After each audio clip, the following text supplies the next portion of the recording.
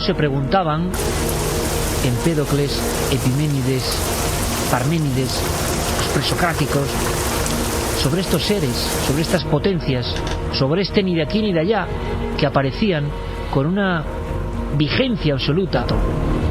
Y a veces cuando se atreven y cuentan el caso tal y como fue, es cuando se produce el extraño ensalmo. Es tan raro que seguramente es verdad. Durante mucho tiempo, durante toda mi vida, he investigado este tipo de casos.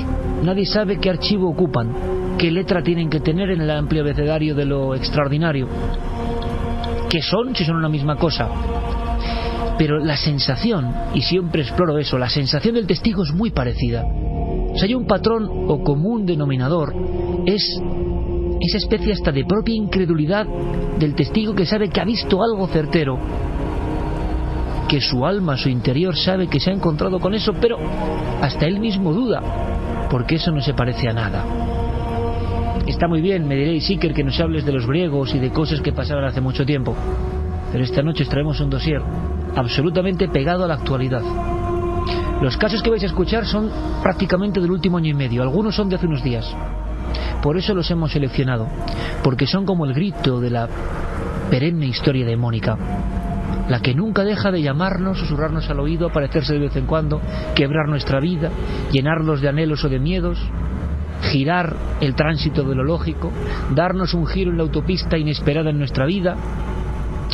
Los daimones son así. Los daimones se han ido disfrazando de diferentes formas, pero siguen dejándonos boquiabiertos, ojipláticos, sin saber bien qué decir. Esta noche, a pesar de todo, con estos casos recientes, vamos a intentar decir algo. Que ellos, que ello, que lo otro, sigue llamando a nuestra puerta una noche cualquiera. Toda la actualidad en torno a nuestros programas en navedelmisterio.com, el portal hacia lo desconocido. Búscanos también por Nave del Misterio en Twitter, Facebook y Google+.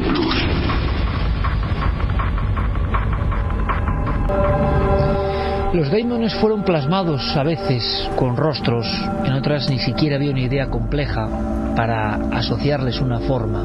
Eran los sin forma, los sin nombre, pero que tenían una misión.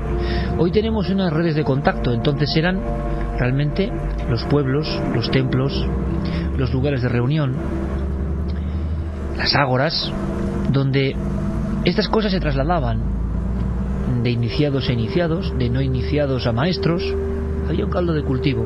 Hoy evidentemente las redes sociales han copado esa forma de interpretar lo que atenaza o lo que sorprende a la psique, y en las redes se puede seguir discutiendo perfectamente. Y esta noche es importante, como se dan varios emplazamientos y se dan varias localizaciones, sería realmente revelador si vosotros tenéis información complementaria.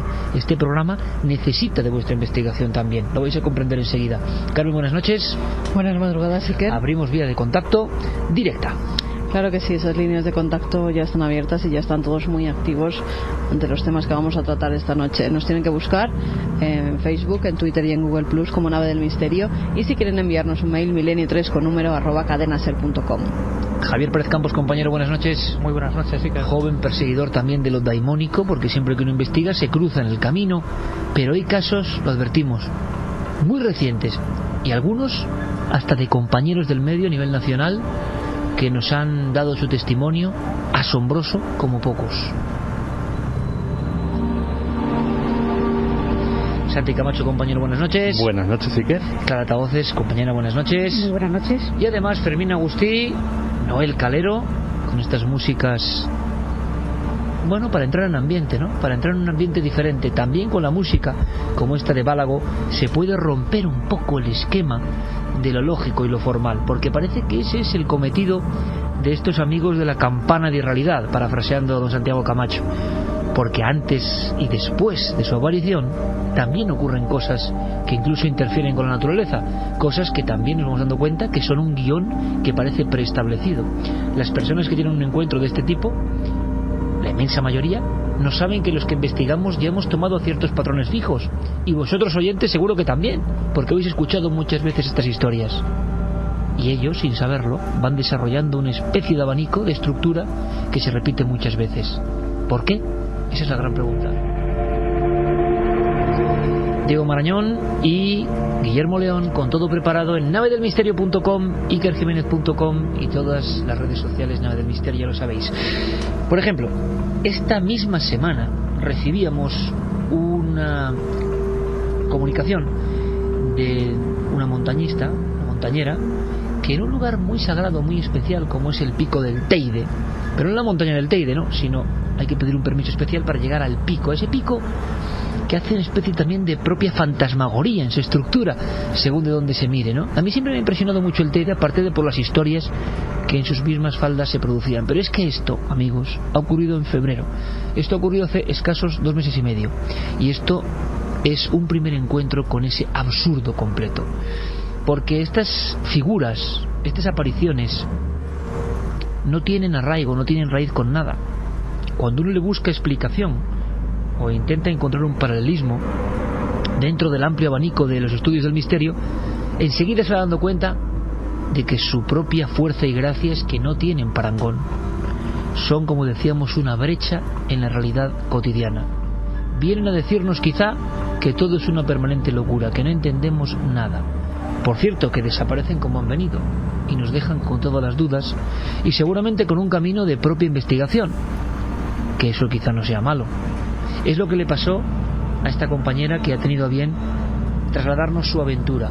Ella quería coronar el Teide, ni más ni menos. Ella es una experimentada montañera. Poco miedo porque ha estado en muchos sitios de este tipo, aunque el Teide, aparentemente cercano, el pico de España, tiene también sus soledades, sus zonas enigmáticas, sus zonas de absoluta soledad. En una de ellas se encontraron con lo daimónico, con los intrusos, con lo raro, una noche de febrero muy cercana. Isabel Santos, buenas noches. Hola, buenas noches, Iker. ¿Eres montañista? Sí. Sí. Ese día pues habíamos ido a hacer la ascensión al Teide, ¿no?, que la hicimos en 2 etapas, el 16 y 17 de febrero de este año. Entonces, en concreto, hicimos cima el 17. Para hacer cima en el Teide debes tramitar un permiso especial y dormir en el refugio si quieres ver amanecer. Es una ruta de alta montaña que requiere cierta dificultad técnica por el desnivel que hay, que es tan fuerte, ¿no?, porque son hasta 3.700 metros de altitud. Ajá. Entonces el desnivel que hay es bastante fuerte y exigente. Requiere una serie de condiciones físicas para las que hay que estar preparado. Y en segundo lugar, la altura, ¿no? Si no te adaptas bien a la altura, pues puedes coger el mal de altura y ponerte un poquito enfermo, ¿no? Con lo cual debes abandonar hacia la cima. Isabel, ¿cómo es el paraje que veis, más o menos? La el zona, paraje es bastante desolador. Es muy desolador y muy desértico, ¿no? Porque son coladas y coladas de lava, rocas enormes y todo muy desértico. Y cuando estás allí, la verdad que la sensación que se tiene es de desolación, ¿no? Pero a la vez es hermoso, ¿no? Porque ves el mar de nubes y ves las coladas de lava y te llegas a imaginar pues lo que pudo ser, ¿no?, cuando aquello entró en erupción. ¿Cómo es el refugio Altavista? Porque nos has hecho una postal ahora mismo ideal, porque así ya toda la audiencia estamos en el sitio exacto, ¿no? Y entonces, ¿qué ocurre? Vosotros tenéis la intención esa de ver el amanecer, ¿no? Exacto. Llegamos el 16, partimos por la mañana, llegamos al refugio de Altavista, pues sería la 1 o así del mediodía. El refugio de Altavista está a unos 3.265 metros de altitud y a él solo se puede acceder a pie, no hay ningún modo de llegar con jeep ni nada de esto. El camino es muy empinado que hay, tiene mucho desnivel y requiere mucha exigencia física, porque al estar en tanta altura el corazón te va más rápido, no hay tanto oxígeno y cuesta llegar hasta allí, la verdad. ¿Estabais allí tranquilamente? ¿Cuál es la escena, Isabel? Estábamos allí, sí. Llegamos al refugio el 16 y el 17 a las 5:30 de la mañana partimos del refugio, que era de madrugada pero era de noche, para hacer la cima y ver amanecer en la cima. Llegamos a la cima a las 8 de la mañana, que ya era de día, vimos el amanecer durante la ascensión y llevábamos nuestros frontales y demás, hasta ahí fue todo normal. Pasando ya al refugio hay un tramo que se llama el lomo tieso, porque es bastante duro a nivel de desnivel Y en ese tramo vimos en la distancia, no puedo describir a qué distancia más o menos habría, pero yo calculo que unos 100-200 metros. Algo que nos llamó mucho la atención por la dimensión que tenía. Era una dimensión muy alta, muy grande. Una dimensión que no nos cuadró con la distancia a la que estábamos nosotros. Nos llamaba mucho la atención. Y algo que era negro, era todo negro y oscuro.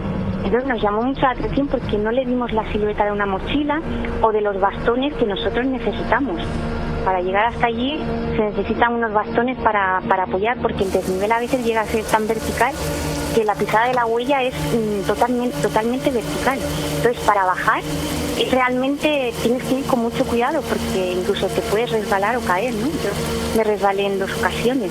Entonces aquello que vimos moverse en dirección hacia Montaña Blanca, que es hacia abajo, nos llamó muchísimo la atención porque tenía mucha agilidad en su movimiento, era algo muy rápido. Se deslizaba, por tanto, o sea, su movimiento, lo importante es que no era convencional, no se parecía al de otro alpinista montañero. No, era algo como si se deslizara. No era algo que caminara o demás, era algo como si se deslizara con mucha rapidez. Y ¿cómo es la descripción? ¿Hablamos de una silueta humana?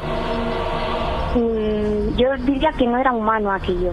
La forma sí que era, distinguimos una cabeza y un cuerpo muy grande y muy alto.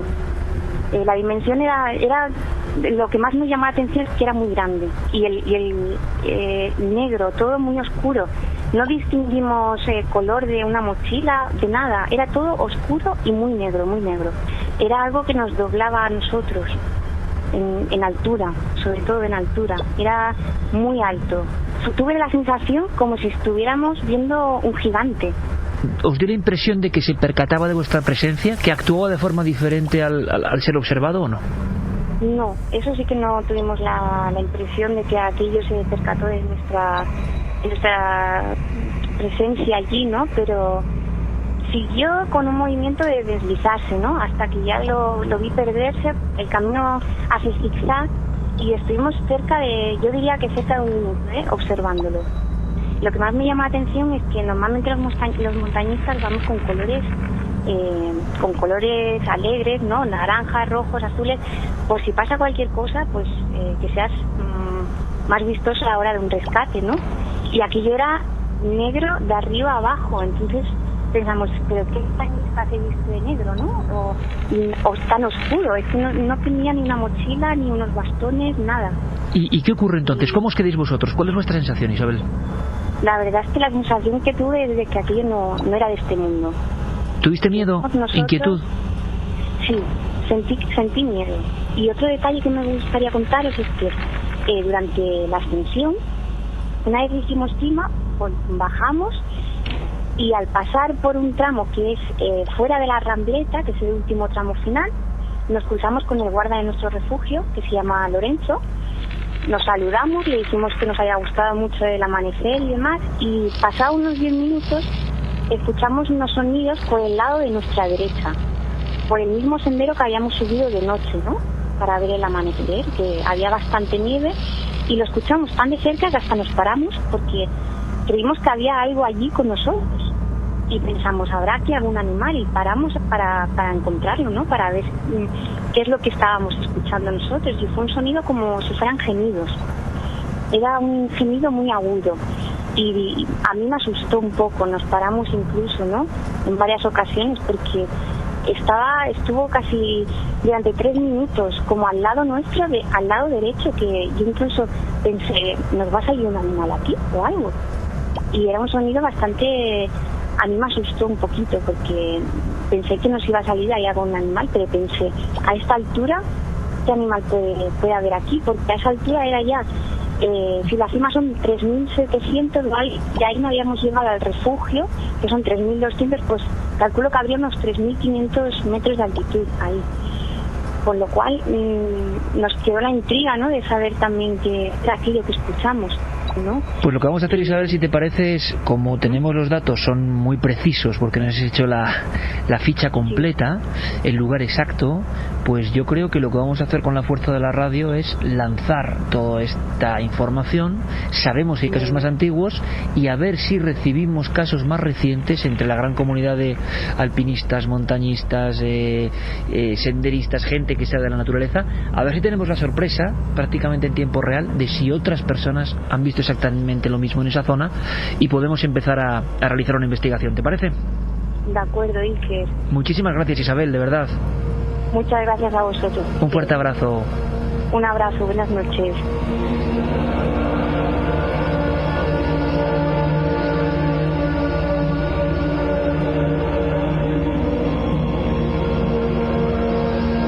Toda la actualidad en torno a nuestros programas en navedelmisterio.com, el portal hacia lo desconocido.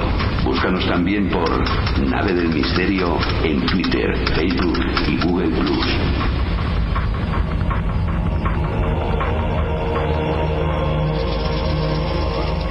Un gigante oscuro en el Teide hace apenas 2 meses, con una altura descomunal, tanto que Isabel lo compara con 2 personas, una encima de otra, superando por tanto los 3 metros de altura, con un movimiento, como hemos escuchado tantas veces, entre hierático y robótico, pero más que por asimilar a un androide, como de postizo, de antinatural, casi como si estas figuras, sean lo que sean, nos quisieran demostrar desde la primera ojeada que no tienen nada que ver con lo lógico ni lo convencional, que no nos quepa la menor duda, desde que se produce el avistamiento, de que estamos asistiendo a algo que no es natural o que representa una parte de la naturaleza que no conocemos.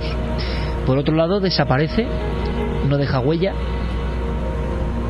muestra su extraña anatomía, ya es pleno día, y los 2 montañistas, imagino que, claro, con el susto en el cuerpo, como es normal, nunca hubiesen imaginado toparse con algo así. No hay luces cercanas. El investigador, por lógica y por defecto personal y profesional, intenta buscar algún parámetro. Javi tenía alguna información, algún detalle, que quizá, como en todo esto, sea en vano, porque el misterio nos lleva años luz de ventaja en este aspecto, pero nosotros, en nuestro humano anhelo, intentamos tener alguna pista, algún hilo para volver esto tan absurdo un poco comprensible. Y había algunos datos sobre luces recientes en esa zona del Teide.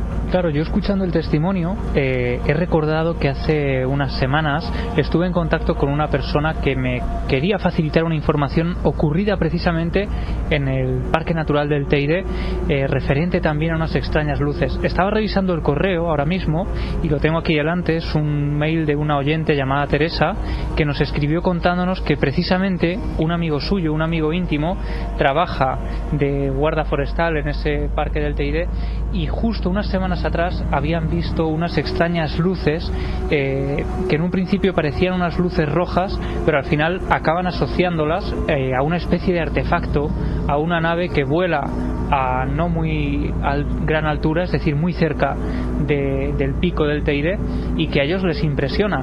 Lo cierto es que yo estuve automáticamente, en cuanto recibimos el correo, empecé a hablar con ella intentó que nosotros pudiéramos hablar directamente con los testigos, y parece ser que allí los trabajadores no quisieron hablar, porque esto era una historia que les había impresionado, pero que no era la única, que ellos ya estaban acostumbrados a observar ciertos tipos de luces, cierto tipo de fenómenos asociados habitualmente al fenómeno ovni, pero en este caso parece que hay algo más, y desde luego después de este testimonio intentaremos llegar más al fondo de la cuestión y volver a localizar a los testigos del Parque Nacional, del Parque Natural. Es que tenemos, bueno, en este programa un día yo intentaba hacer recuento de los cientos y cientos y cientos de casos absolutamente desconocidos que hemos dado a conocer, que han salido a la luz gracias a los micrófonos de la cadena SER y también a los de Cuarto Milenio. Bueno, pero es que esto es uno de esos casos de los que hacía mucho tiempo que no ocurrían. Depende ya de cada uno en qué parámetro quiera meter todo esto, en qué celdilla de clasificación cerebral, ¿no? Pero si hablamos de una entidad tipo humanoide, es un caso de humanoide gigantesco, como de los años 70. Lo que pasa que ha ocurrido pues hace exactamente 2 meses, con personas de todo punto fiables, 2 testigos al mismo tiempo. O sea, sería uno de esos casazos de los que luego nos hartamos en escuchar algunos que ya no ocurren, ¿no? Y sin embargo estamos contando todo el rato casos con nombres y apellidos que están ocurriendo. Parece que a algunos les interesa decir como que se repiten las mismas cosas, que se habla siempre de lo mismo, y resulta que casos tan espectaculares, algunos de ellos como este gigante del Teide, sea lo que sea, ahí están. Una zona muy mágica, por cierto, Santi, que tú la conoces por biografía personal bastante bien, y que siempre se ha hablado de estas cosas, pero ojo que este caso tiene mucha enjundia, ¿no? No, además la zona tiene unas características que le dan doble de valor al caso. O sea, aquí por ejemplo el tema de una mala interpretación queda absolutamente descartado. El Parque Natural de las Cañadas del Teide, si se caracteriza por algo, es por la casi ausencia absoluta de fauna, y mucho menos fauna de cierto porte, por una tranquilidad y un silencio como yo personalmente no he experimentado en ninguna otra parte de la Tierra, por una limpidez del aire a todas horas que permite una visión nítida a largas distancias. Y la verdad es que el sitio efectivamente es mágico, a cada uno le produce unas sensaciones. A mí me calma, el Padre del Teide siempre me ha templado mucho el alma. Pero curiosamente las propias leyendas guanches ya nos hablan de gigantes, y de hecho Fray Alonso de Espinosa, en la época de la conquista, en el siglo XV, en las crónicas que dejó escritas, ya hablaba de que sus hombres veían seres, hombres, figuras huidizas de hasta 3 metros de altura. Es decir, digamos que esa entidad, lo que sea, tiene su aparición también en las crónicas pues de la época de la conquista, de 1400 y pico hasta casi entrado el siglo XVI. Y esto quizá nuestra lógica idea de investigadores de campo, de buscadores, de asociarlo con luces, de asociarlo con seres humanoides, el impulso está ahí porque hemos crecido con eso, y de repente Santi da este dato y nos retrotrae casi a eso que hablábamos en un principio, de mucho antes de la conciencia de lo ovni o lo extraterrestre, cuando el mundo era plano todavía, pero estos daimones, estas entidades, seguían presentando constantemente su tarjeta de visita.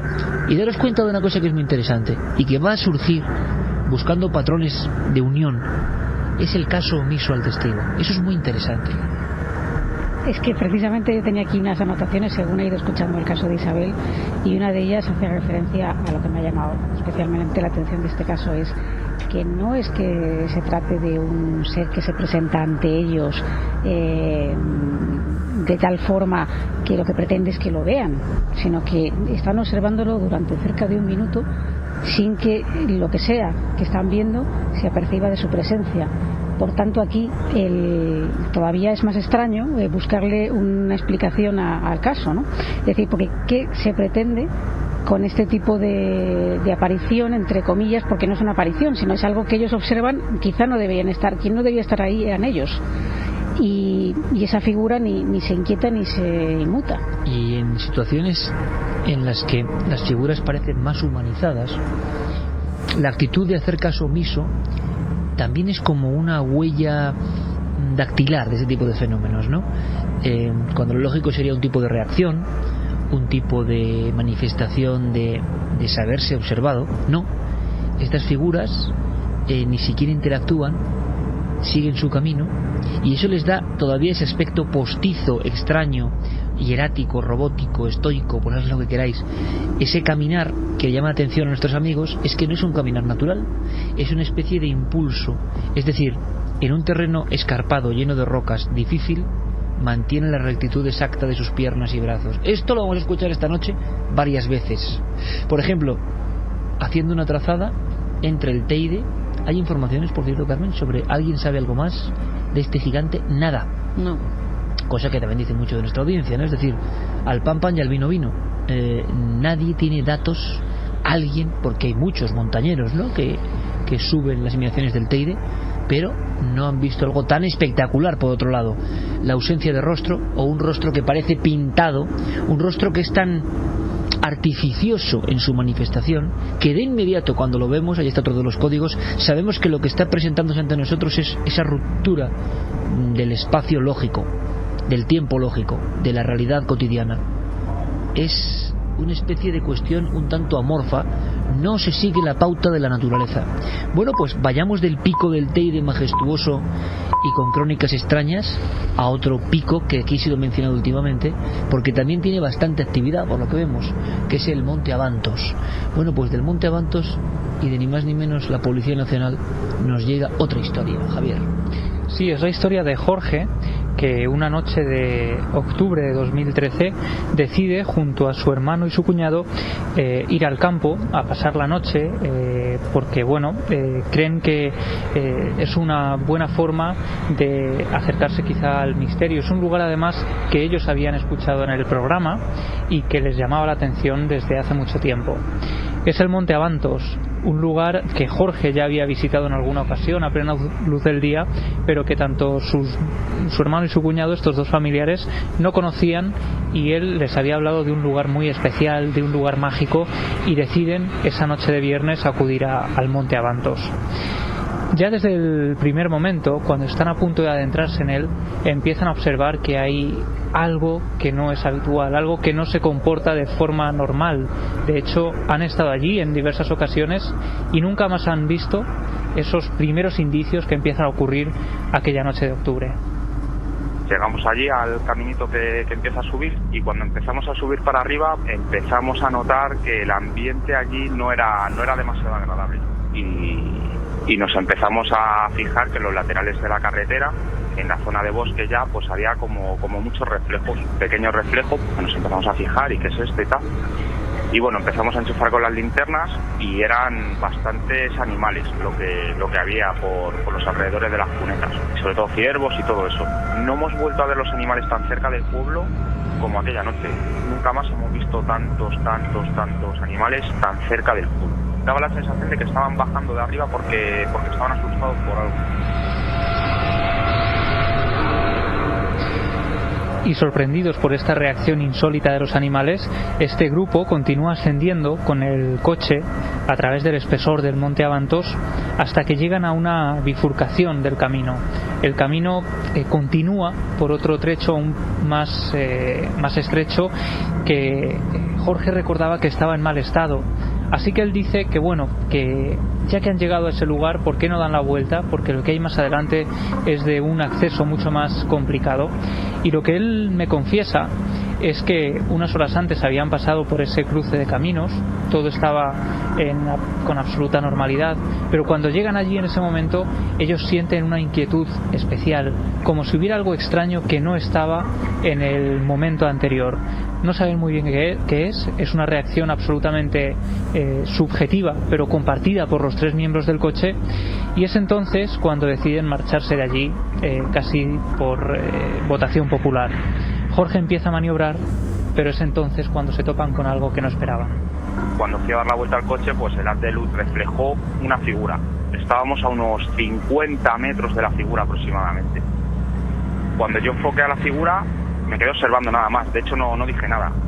Y los otros dos que estaban en el coche, mi hermano y su cuñado, tampoco dijeron nada, hasta que unos segundillos después dijo mi hermano, dice, vosotros lo estáis viendo también, ¿no? No hizo falta tampoco que lo hablásemos más entre nosotros. Era una figura, una especie de encapuchado de color blanca que estaba en el camino de semiperfil.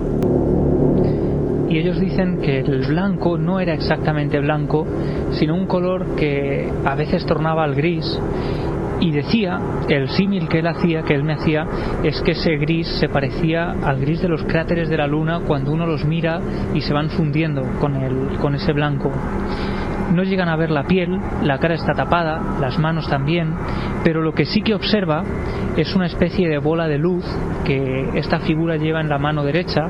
Es una luz de color anaranjado, dice que parecido al ámbar de un semáforo, y esa mano derecha va moviéndose lentamente de izquierda a derecha con esa bola de luz, como si estuviera haciendo algún signo, alguna señal de algún tipo. Lo que ocurre es que, a pesar de ser el único coche que está en ese lugar en mitad de la noche enfocando con los faros a esa figura, esta figura, como ocurre en otros casos, no se inmuta.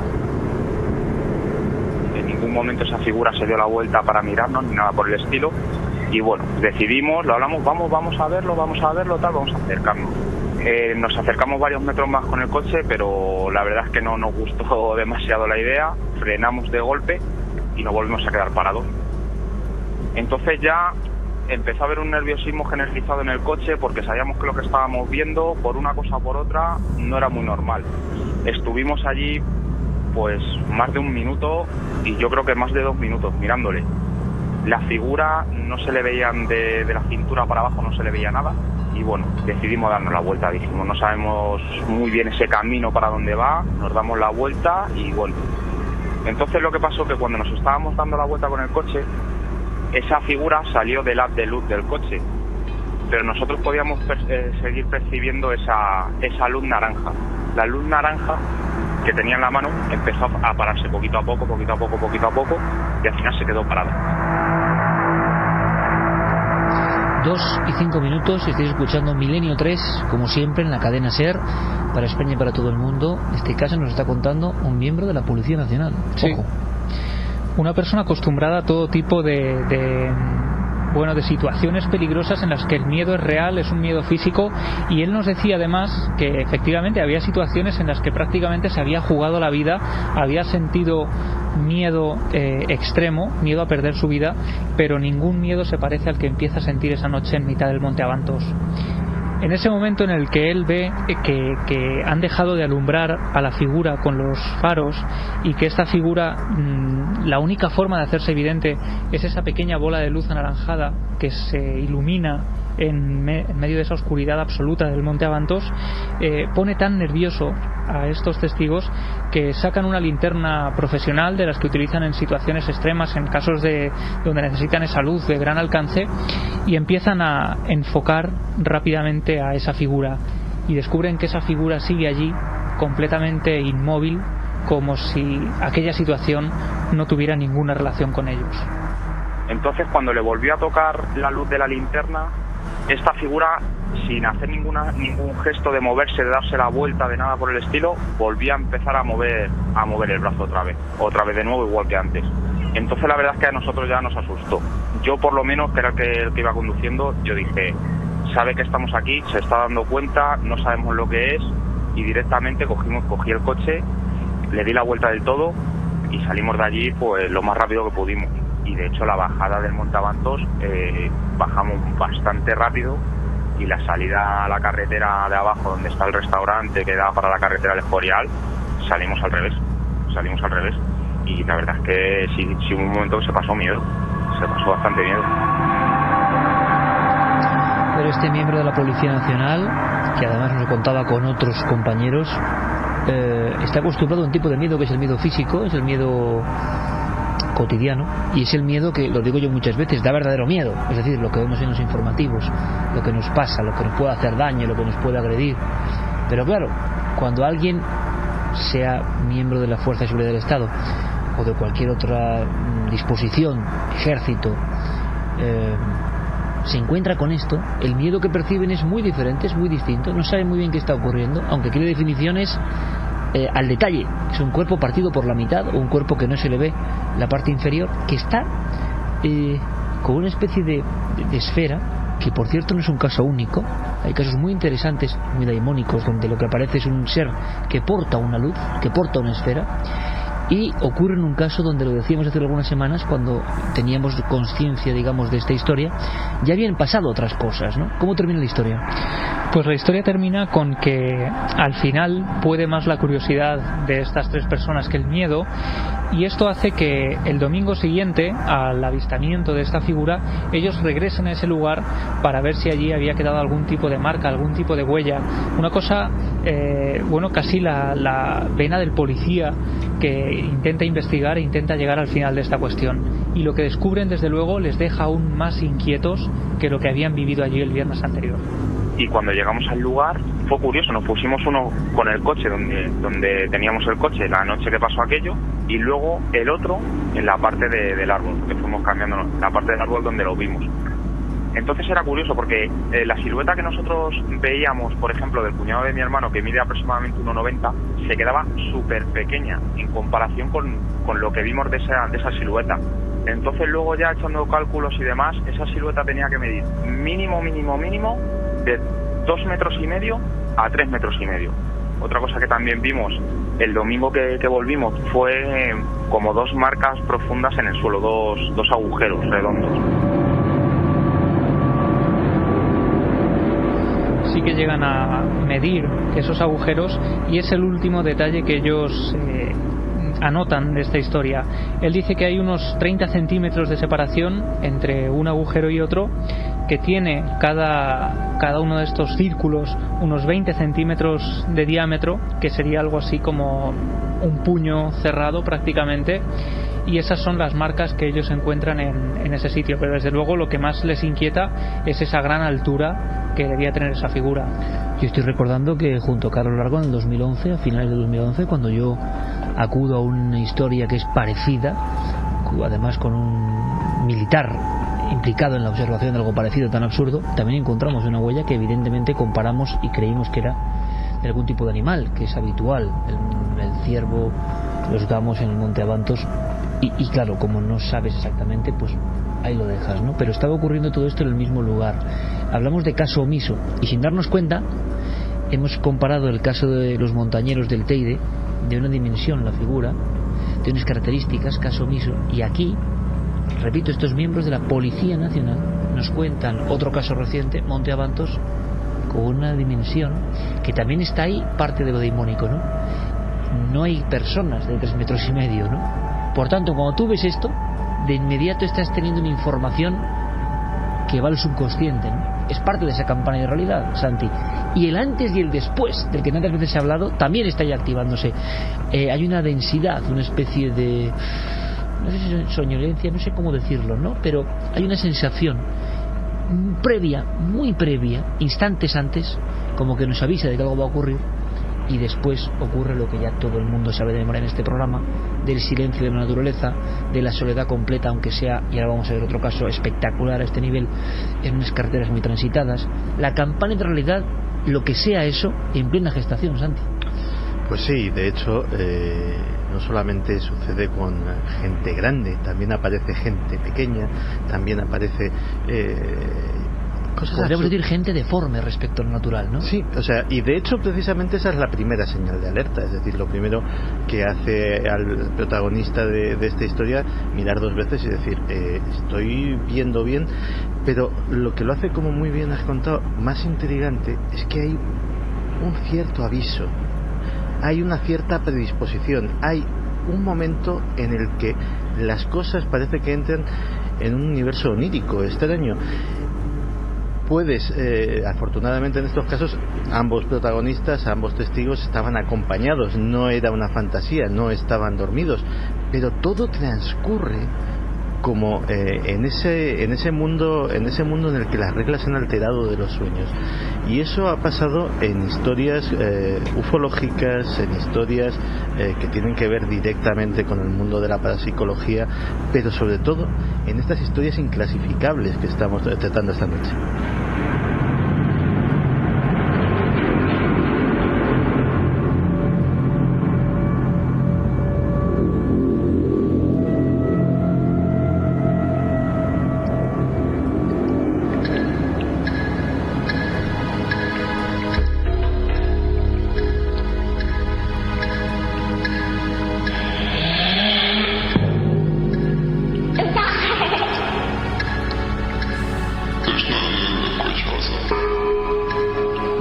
De que al igual que las psicofonías no sabemos lo que son, quizá nunca lo lleguemos a entender, son como pedazos sueltos de una historia que llegan hasta nosotros envueltas en un absurdo completo. Cuando el oído humano escucha todo eso no puede estructurar un guión, establecer una especie de coherencia. Estas apariciones son lo mismo, podríamos bautizarlas como psicofonías visuales. Aparece un fragmento, un trozo incomprensible, una especie de amputación de una realidad que se superpone a la nuestra. No le encontramos un significado, seguramente no lo tiene, y si lo tiene es tan profundo que no somos conscientes de él. Somos como asistentes a una especie de teatrillo que se manifiesta por algo, y estamos tan lejanos del resultado, del conocimiento de eso, que lo que se queda en los montañeros del Teide, en los policías de Avantos, en el compañero de la radio que ahora vamos a escuchar. Es una sensación de perplejidad, pero la gran pregunta, y quizás esté ahí la clave, es: ¿alguien puede volver a ser exactamente el mismo después de saber que ha vivido esto y que es verdad?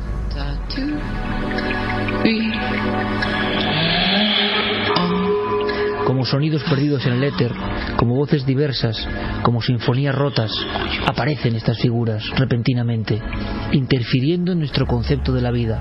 Por supuesto que todo lo que creíamos antes, lo que teníamos fijo, se hace añicos.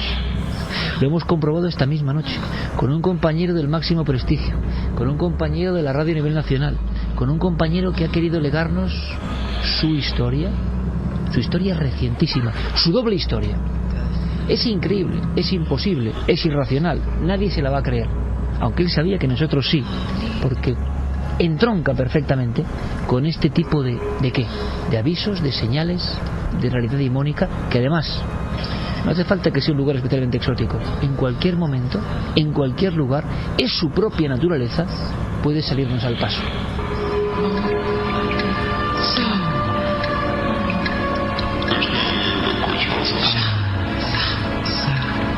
Este compañero, simplemente no vamos a decir su nombre porque es de otra cadena nacional, es gran seguidor, tiene una responsabilidad muy grande y es un gran profesional.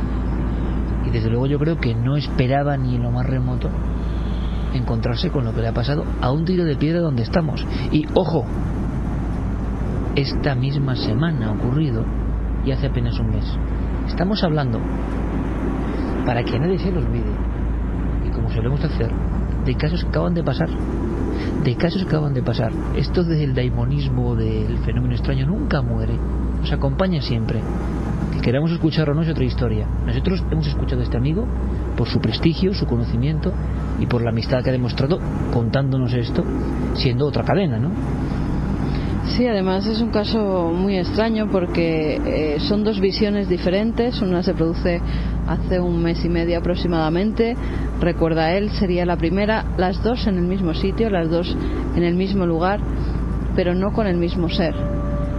Nos decía que hace mes y medio aproximadamente, cuando vuelve hacia Madrid, a altas horas de la madrugada, él va escuchando la radio como otro día, cualquier jornada normal, no va especialmente cansado, y cuando está cogiendo un desvío en la M40, su paso es hacia Madrid Centro, ese es el desvío que le lleva, ve algo absurdo y que él interpreta como que es anormal. En dirección contraria, hacia él, por el otro arcén, ve una especie de ciclista extraño. La bicicleta es como la de los ciclistas, va completamente vestido de negro. Algo que le llama mucho la atención es que ese hombre, esa figura, no lleva ninguna luz, ni en la bicicleta ni él. Sabemos que por la noche todos los vehículos, que además no está bien que vayan por esa carretera y a esas horas, y menos sin ninguna señalización, él no lleva absolutamente nada. Dice que le extraña porque no solo es la vestimenta oscura la que llama su atención, esa vestimenta oscura que no tiene ningún elemento, ni letras, ni anuncios, ni nada por el estilo, como llevan ahora todos los ciclistas, pero que además le llama la atención una chichonera que lleva y la cara completamente negra. Nos decía él, como pintada, como cuando los soldados intentan esconderse entre la maleza, pues como se pintan la cara, porque además él nota como si esa pintura o ese betún que lleva en la cara reflejara algo, brillara. Le extraña muchísimo porque además no pasa ningún otro coche, se cruza prácticamente a 3 metros de su coche, incluso puede verle después por el retrovisor, hasta que se pierde de nuevo en la oscuridad. Al no llevar ningún elemento reflectante, ese ciclista va penetrando en la noche y desaparece. Él dice que le extraña muchísimo la situación, que no entiende, y además ve que no es una cosa normal, que no es una cosa lógica. Empieza a darse cuenta cuando ya ocurre todo eso. Fíjate, en En las líneas de contacto la gente nos decía, bueno, pero ¿y toda esta gente no lleva ningún móvil? Él sí llevaba un móvil. Y es más, nos dice, es que siempre llevo el móvil justamente al lado en el asiento por si pasa algo. Dice, pero fue todo tan absurdo, tan irreal, me quedé tan paralizado que es que no pude ni coger el móvil para hacer una fotografía o intentar reflejar ese ser, ¿no?, que y se además, había encontrado. Esa figura que de momento es alguien que está haciendo deporte a las 3 de la mañana en una autovía, dirección contraria a los coches, Cara pintada, ni se inmuta delante de los focos, que es otra cosa que me llama mucho la atención, ni hace un gesto, mantiene su cara absolutamente rectilínea hacia adelante con una extraña expresión. Eso lo puede ver, mira en ningún momento. Eso lo puede ver la mitad, por cierto, que es otra de las cosas que luego se da cuenta, ¿no? La parte de arriba de la rueda, la de abajo ni siquiera puede verla. Y nos dice este amigo, repito, director de un programa de Radio Nacional de primer nivel, compañero nuestro en la Radio Nacional, y que nada tiene que ver con el misterio, por cierto. Se pega un susto de muerte porque lo primero que él capta es que eso ya no es normal. Estábamos dando vueltas, algún tipo de apuesta extraña, gente marginal jugándose la vida por algo. Tú vas con una bicicleta y, por cierto, iba a toda velocidad, dice mirando que como al frente, costándole mucho, y a él lo que le parece es un ciclista antiguo, un ciclista como de otro tiempo, pero que claro, con un coche que en ese momento del giro pasa muy pocos centímetros de él, con los focos y esa velocidad, ¿cómo es que alguien a esa en mitad de la oscuridad más absoluta no hace el más mínimo ademán? Bueno, pues es la primera experiencia. Lo que no sabía este amigo de los medios de comunicación, repito, del máximo prestigio, es que esta misma semana, en ese mismo punto, le iba a pasar otra cosa.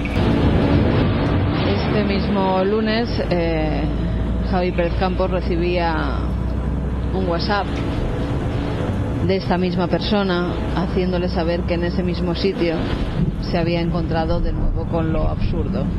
M40 de nuevo, dirección hacia Madrid, acaba su trabajo, está volviendo, está perfectamente consciente, no está cansado, está despierto. La gente que trabajamos de noche, además, sabes que a esas horas de la madrugada, 2:30, 3 de la madrugada, estás en perfectas condiciones, casi más que por la mañana cuando te acostumbras al horario nocturno. Y en ese mismo desvío, él ya dice que cuando pasa por allí, pues que ya tiene cierta precaución y además va alerta por si acaso se encuentra otra vez con algo. Y en este caso ocurrió. No es la misma figura, es un hombre que de nuevo va por el arcén, andando en esta ocasión. No es como el otro, que parecía una persona joven, atlética, deportista, sino que es un hombre mayor, de unos 75, 80 años. Ese andar le llama bastante la atención porque dice que está moviendo a la vez brazos y piernas, como de una forma robótica, y que la sensación que le da es como si se deslizara, no andando, sino como si algo le llevara, como cuando vimos esa especie de cintas que hay en los centros comerciales que te van llevando, pues una cosa parecida. Va vestido de negro de nuevo, aunque él ya se fija más e incluso distingue una especie de chaleco y también como un jersey marrón a rayas y una boina antigua.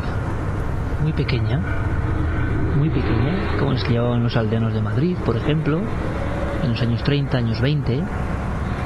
Dices, un hombre del campo, ¿no? No tiene por qué ser nada extraño. Ahora, a las 3 de la mañana, sin nada, andando de esa forma, en el mismo punto donde vio a otro, ¿qué demonios está pasando, no? Y sobre todo con ese andar que tú dices que es postizo. Repito la palabra de nuevo porque es muy importante, que es anómalo, que no es real, que te pone un poco en guardia. Y entonces se fija en el rostro, ¿no?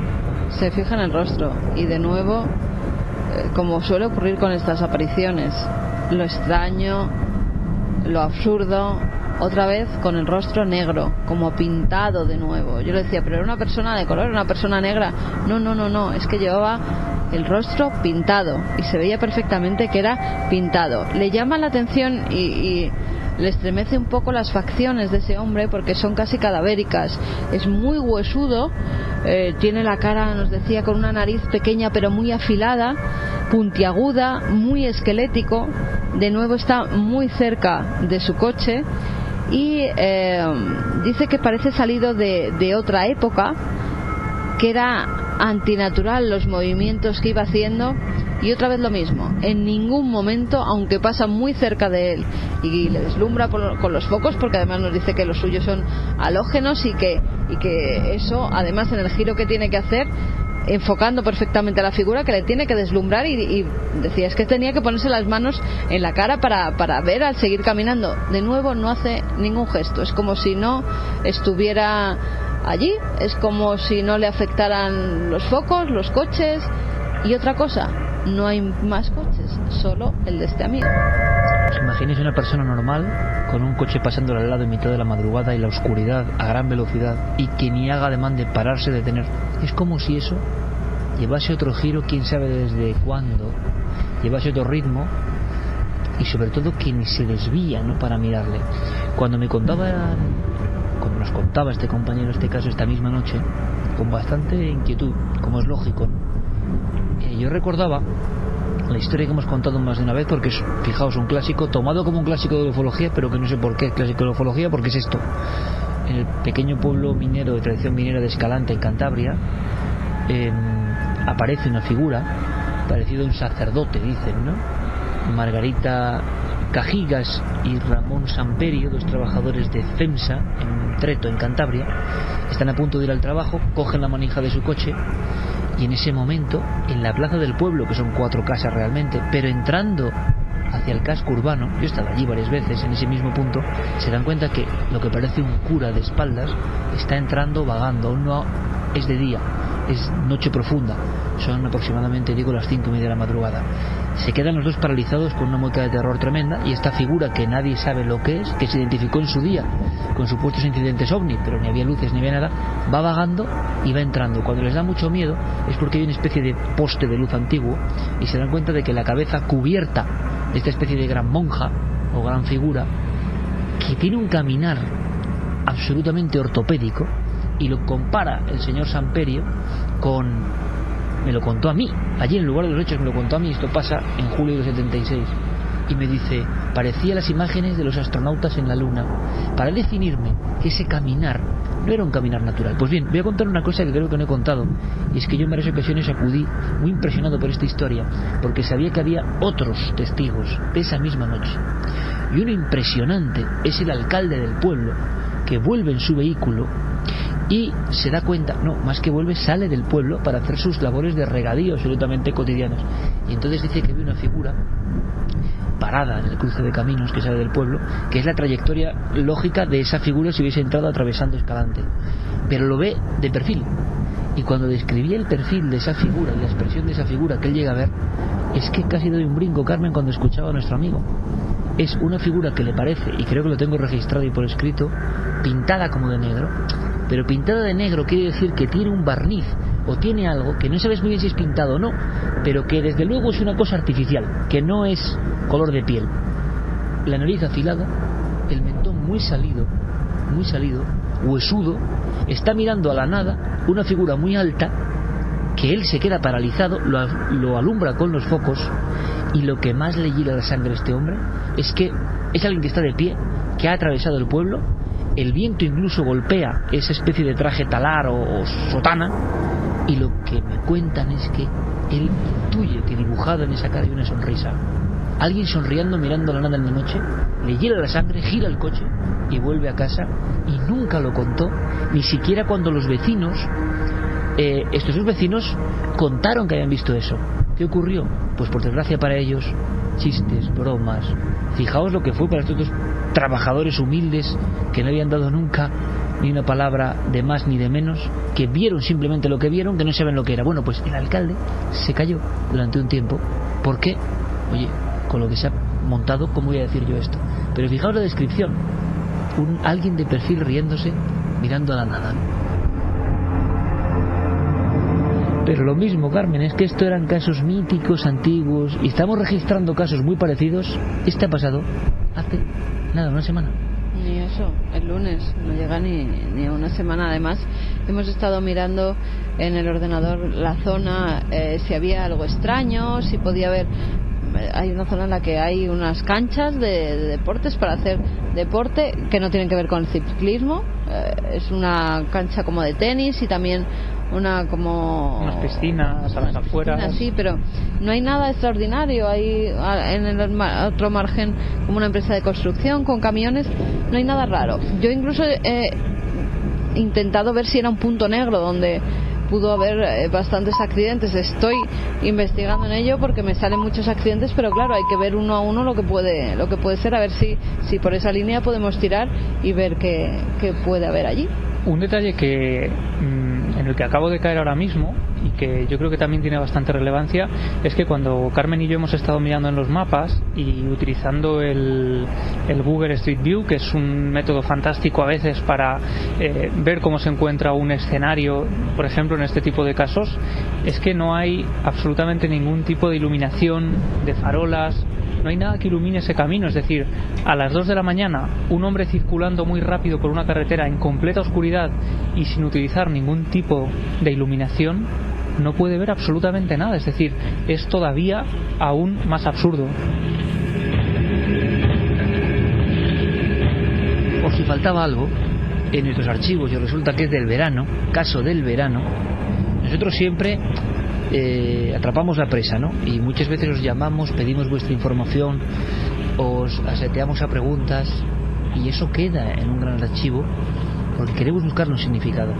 Resulta que a la altura de Alicante, que el verano pasado nos escribía una persona, José Manuel Arnau, que circulaba tranquilamente cuestiones de su trabajo, y ahora analizamos su caso y nos damos cuenta de que es prácticamente un calco de todo esto que estamos contando, Javi. Pues sí, desde luego. Su caso ocurría efectivamente el verano pasado. Él había pasado el día en Almería por cuestiones de trabajo. Le habían dado la opción de dormir allí, pero él prefería dormir en casa, en un pueblo a unos 40 minutos de Valencia, con lo cual él a eso de las 9 de la noche sale de Almería, se marcha a su casa, y dice que a eso de las 2 de la madrugada aproximadamente, cuando él va circulando por la AP7 dirección a Vic, a la altura de Denia, se encuentra con el túnel de Seresa, un túnel conocido por ese nombre. Él va conduciendo bastante rápido porque tiene mucha prisa por llegar a su lugar donde él va a dormir, va a pasar la noche, y dice que en ese momento, una vez más, no hay ningún coche a su alrededor. Es un momento en que la carretera se encuentra en completa soledad a esas altas horas de la madrugada, y de pronto se topa con algo, con una imagen que no debería estar allí. Bueno, hay 2 túneles, una vez pasas Alicante y en el segundo, digamos, en el margen izquierdo, digamos, como si fuera el margen izquierdo de la carretera, digamos, el túnel este queda como un cortado de una montaña, y justamente ahí salieron, pues eso, una niña con 2 niños, ajenos completamente a mí, y bueno, yo al principio la verdad es que no pensé nada extraño, simplemente la reacción de frenar bruscamente, pues bueno, no estaban en mi camino, pero sí por la precaución y además por la sorpresa de las horas en las que se encontraban ahí. Miré a mi alrededor, la verdad es que reduje bastante la velocidad y no había ningún vehículo, no había nada. Y ellos seguían caminando por el margen izquierdo, iban como mirando hacia adelante. No tengo un recuerdo del rostro, tampoco es que tuvieran nada extraño en ellos, pero bueno, lo extraño en ellos era precisamente que estaban completamente ajenos a mí y iban caminando como si nada. Y los 3 hilados, digamos, en hilera, como con un aspecto, lo que le llama la atención, de absoluta, primero en mitad de la oscuridad y segundo mirando los 3 al frente, como en una escena que enseguida el testigo sabe que tiene algo irreal. No son niños que, primero, que hacen ahí. Si fuesen niños normales sería otra cuestión, ¿no? No miran para un lado, no miran para otro, no se desvían de su camino. Son como 3 autómatas, esa sería la palabra, una especie de automatismo en algo que no tiene por qué tenerlo, ¿no? Efectivamente, sería casi como si hubiera habido algún error en la programación y de pronto unos personajes se hubieran colado en una escena que no es la suya, que no es el escenario idóneo para ese comportamiento, pues casi como si estuvieran ajenos a lo que está ocurriendo a su alrededor. Él dice que frena tanto que llega a observar algunos detalles que también le llaman la atención, porque vamos a escuchar de la voz del propio testigo cómo esa imagen también está plagada de arquetipos, de cosas muy concretas relacionadas siempre con los niños. caminaban de manera muy ordenada. La niña llevaba como una pelota pequeña, yo le calculo a la niña unos 5 o 6 años y los niños pequeños pues quizá 4 o 5 años. La niña era un poquito mayor a los niños. El vestuario, digamos, el de la niña era como una especie de vestido, pero giraron las cabezas, ¿no? Iban como caminando simplemente. Digamos, 3 segundos más tarde me di cuenta que eran las 2 de la mañana, que estaba dentro de un túnel en la autopista y que no había superado tampoco ningún vehículo averiado. Y bueno, el cierto es que yo hago mucho esa ruta y tras ver de dónde estaban saliendo me di cuenta que me resultaría complicado ver a alguien salir de donde ellos salieron siendo una persona pues de mi edad, de 30 años, o sea, unos niños pequeños, lo veo imposible. Como ha pasado en algunos casos que hemos contado este mismo año, verifica que toda la zona está vallada, perimetrada, que nadie puede saltar al arcén desde ese lugar. Es como un visto y no visto, ¿no? De repente 3 niños de 6 y 4 años en hilera, andando al mismo paso, sin hacer caso. Hemos escuchado en otros ambientes esta misma historia, pero es que esto ha pasado hace nada, hace unos meses.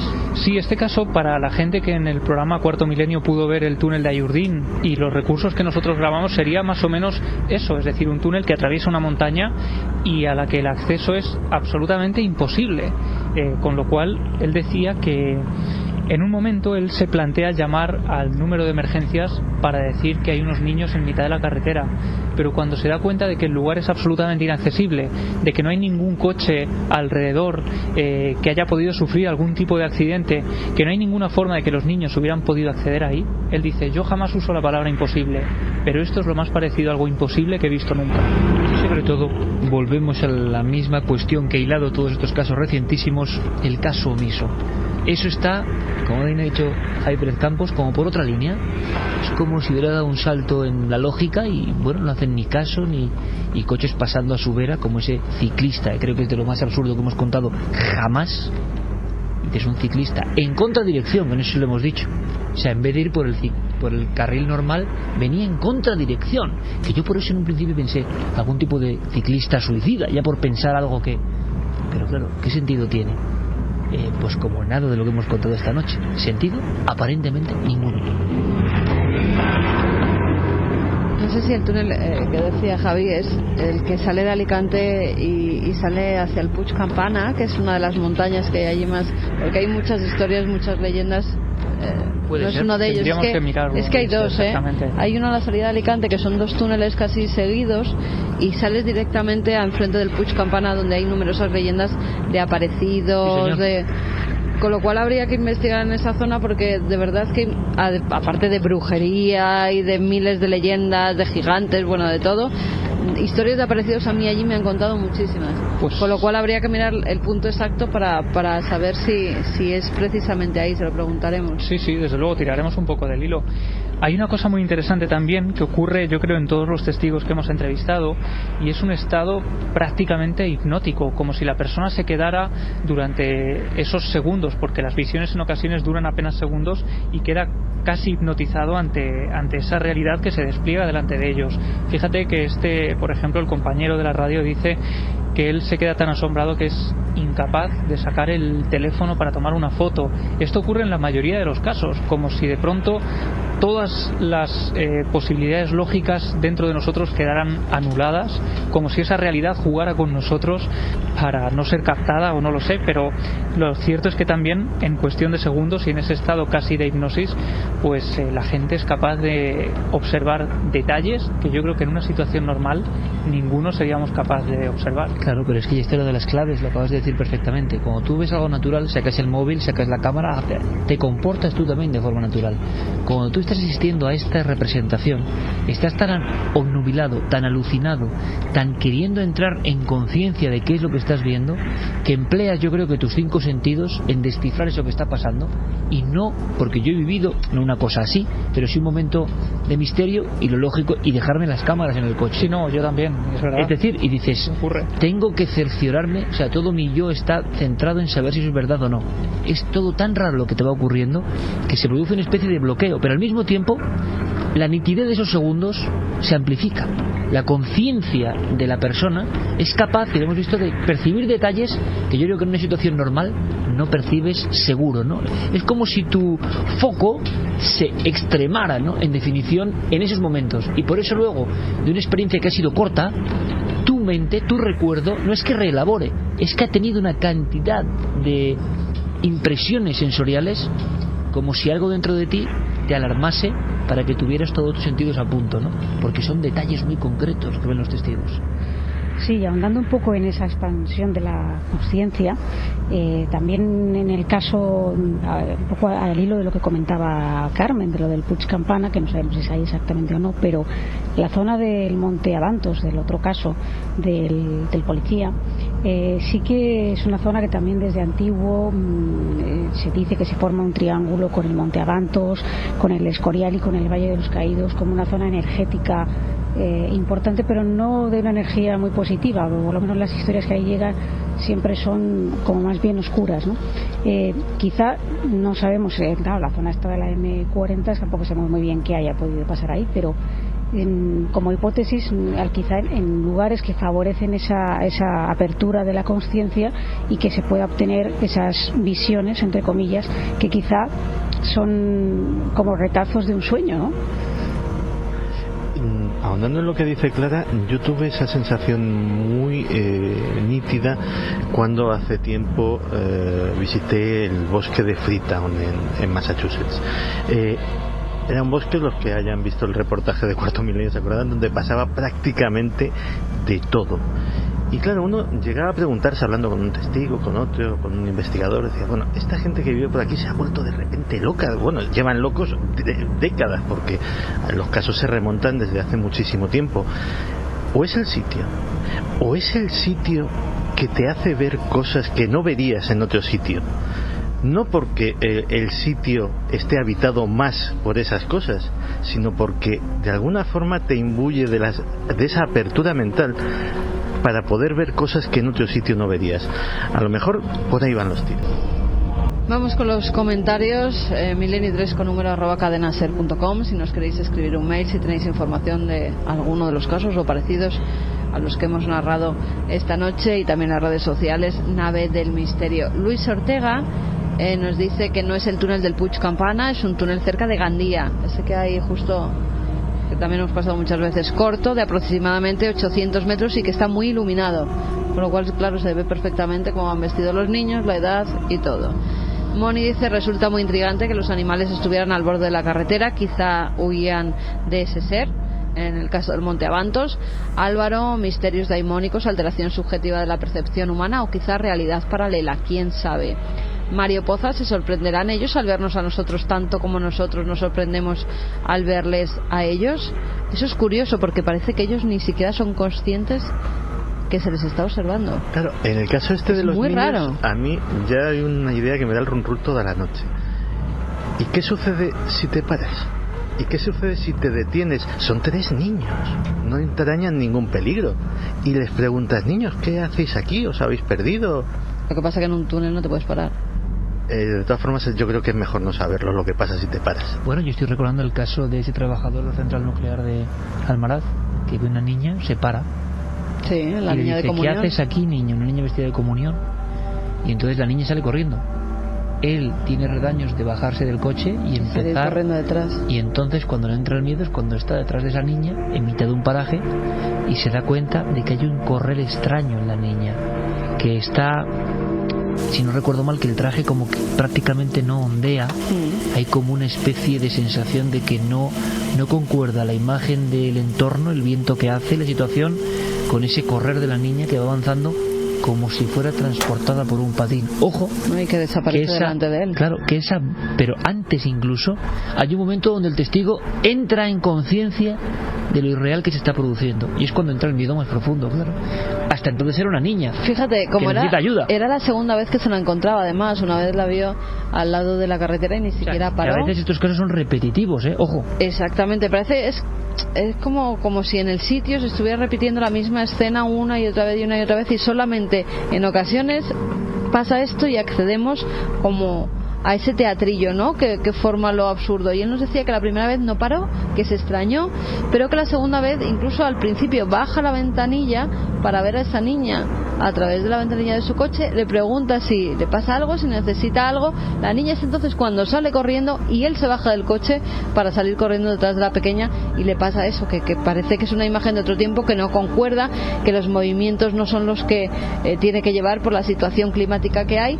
Y cuando está por ese camino, que te acuerdas que sacamos psicofonías además allí, que seguía y seguía y seguía, delante de él como que se desvanece la imagen de la niña. Un caso muy curioso también. Luego seguiremos con más informaciones, porque vamos a ver si en este cuarto de hora que nos falta, porque hay alguna, sí, hay un testimonio de Laura Pardo, por ejemplo, que dice que ella vio algo que no pudo entender, pero en Sierra Morena. El mes pasado, el 4 de abril, había ido con mi novio para disfrutar del día del paisaje. Vimos a una persona alargada, vestida de negro totalmente. No le vimos la cara, pero corría a una velocidad que no nos parecía normal. Luego lo hablamos y nos dimos cuenta de que no hacía ruido al correr. Desapareció detrás de unas piedras y nos quedamos blancos porque habíamos estado ahí antes y lo que había era un despeñadero. Fuimos corriendo pensando que se podía haber matado, pero no había nada, ni rastro de la figura, ni nada en el fondo del despeñadero. Me quedé tan impactada que le pedí a mi chico que nos fuéramos y todavía no he querido volver. Vamos a ver, ¿esto es un caso que ocurre en algún punto concreto de Sierra Morena? ¿No nos da más datos? No nos da más datos, pero nos escribía a través de Facebook, o sea que por favor. Son dos testigos de nuevo. Ajá. Es una figura alargada, tipo pantalla de Vegas de Coria, vamos, con el mismo comportamiento. Y además tenía que ser de día, porque y que se lanza por un acantilado.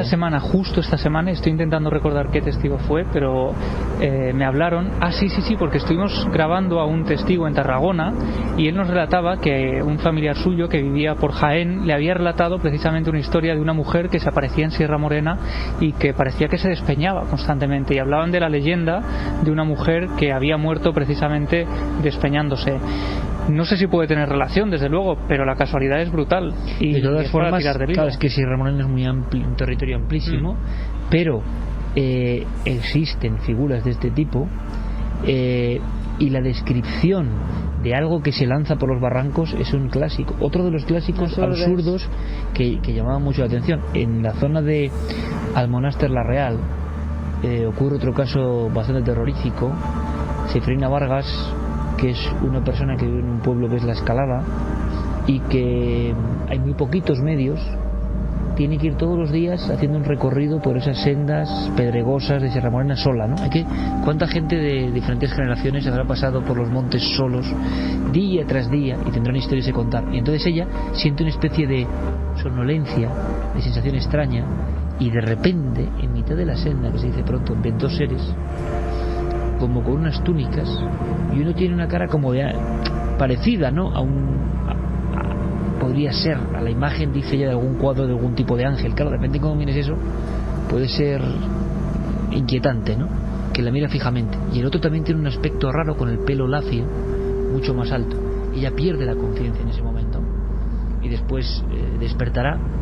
Ha pasado mucho tiempo, está cayendo la noche, aquellas figuras no están y estaban esperando en el camino, caso que para Cuarto Milenio recogió nuestro compañero Pablo Villarrubia, al Monaster La Real. Es decir, que Sierra Morena está plagada de historias realmente impactantes, mágicas, pero os habéis dado cuenta, ¿no? Una figura alargada, oscura, que va corriendo pero no hace ruido, es decir, debe estar bastante cerca de ella, no hace ruido al correr, que es otra anomalía, ¿no? ¿Eso tiene que hacer ruido al correr o movimiento de piernas? No, es un deslizarse y prácticamente no se siente nada. Seguimos con los mensajes. Nos decía Marta Rivas: yo vi algo parecido hace bastantes años. Iba conduciendo por la autovía y no había tráfico, ya que era bastante tarde. También por el arcén vi a un hombre de avanzada edad en bici, con ropa de calle, y al que tan solo le vi al enfocarle con las luces. Le seguí con la mirada por el retrovisor hasta que le perdí de vista. Él no reaccionó de ninguna manera. Estuve dándolo vueltas bastante tiempo. ¿Qué hacía ese hombre allí?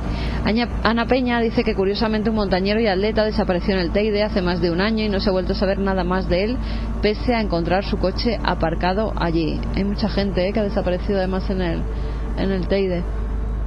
Nos dicen varios mensajes que mucha gente ha desaparecido allí. José Neptuno Trance dice: yo he estado cientos de veces y de madrugada en el Teide y nunca he visto seres extraños. Lo que sí he visto ha sido luces extrañas y silbidos en plena madrugada. Ella hablaba de un silbido, ¿no? De una especie de sonido que le llama la atención. Quién sabe si... Bueno, decían que fauna, 3.700 metros, no sé cuál será, pero le llamaba la atención, ¿no? A los montañeros del caso Teide. Sí, nos decía alguien también, si no recuerdo mal, que había muflones. Podía haber muflones en el Teide. Pues nos lo decía como si viviera allí. Pero noticia, ¿no? Me parece imposible. Emilio Rivera dice: algunas historias de estas casan con teorías como universos paralelos y dimensiones diferentes a las nuestras. Nos dice también: conozco muy bien el Teide y siempre me llama la atención la mucha gente que desaparece. Javier González Sánchez. Varias personas inciden en esto que yo desconocía. Ese dato. Y yo también lo acabo de confirmar. Lo del triatleta fue en finales de diciembre de 2013 y enero de 2014 que se suspendieron finalmente hubo 15 días, más de 15 días de labores de búsqueda, y efectivamente, según las noticias de la agencia EFE, no se encontró absolutamente nada. Jesús dice: muchos volcanes se ven luces ovnis, supuestos humanoides. ¿Será que se nutren esos objetos de los volcanes? Si os dais cuenta, 3 de los testimonios de esta noche han sido cerca de montañas o en montañas. O sea, en Abantos, en el Teide, y el de Alicante también estaba cerca en Gandía. Hay varias montañas, menos el de la carretera, sí, y el de Sierra Morena. Fíjate lo que nos acaba de contar. Con lo cual parece que ahí se centra también mucho el misterio. DJ dice: ¿cuántos casos alrededor de las montañas hay? Alto de Abantos, por ejemplo. Juan Zurita: los volcanes siempre tienen atracción para el misterio. R nos dice: somos diminutos ante lo que desconocemos. Reflexión al escuchar el testimonio acaecido en el Teide. Moni dice: qué increíble la visión, casi es mejor haberlo visto de lejos, porque ver eso de cerca hubiese sido impactante. Alexis Fuente dice que ha trabajado en el parque, que ha estado muchas veces de día, de noche escalando. He subido al cono y nunca he visto nada raro. Pato: los volcanes vistos como dioses y siempre llenos de misterio desde tiempos inmemoriales. Son historias que pueden ser el futuro de narraciones extraordinarias, de cuestiones que pueden confundirse hasta con la literatura. ¿Hasta qué punto la literatura también no está basada en acontecimientos reales que luego se fueron mitificando? O los propios mitos con los que empezábamos, ¿hasta qué punto, repito, no tienen una base absolutamente real y que ya solo sabemos ver con estas gafas de lo ultrarracional como algo que se escapa, que fue ficción? No, igual no es tanta ficción, igual es que el hombre antiguo se topaba permanentemente con estas figuras, con estas señales. ¿Qué son? No lo sabemos, pero creo que los 4 casos que hemos abordado esta noche, cada uno con su componente absurdo, son como un puzzle que encaja perfectamente.